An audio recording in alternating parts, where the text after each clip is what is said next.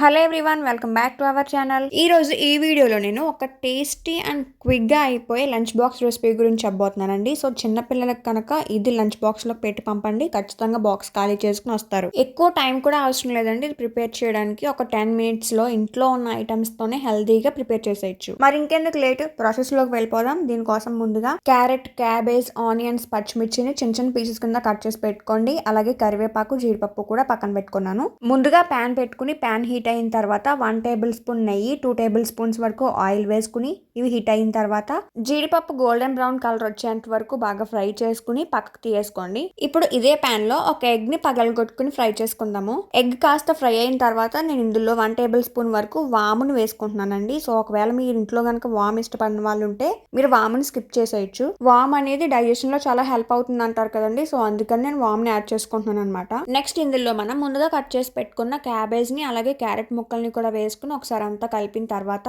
Onions, పచ్చిమిర్చి కూడా వేసుకుని లిడ్ పెట్టేసి ఒకసారి బాగా మగ్గించుకోవాలండి. 5 మినిట్స్ తర్వాత మూత తీసి 1 టేబుల్ స్పూన్ పసుపు, 1 టేబుల్ స్పూన్ సాల్ట్, అలాగే 1.5 టేబుల్ స్పూన్ కారం యాడ్ చేసుకుని 1/2 టేబుల్ స్పూన్ మసాలా పౌడర్ కూడా యాడ్ చేసుకున్న తర్వాత 10 మినిట్స్ పాటు బాగా ఫ్రై చేసుకోవాలండి.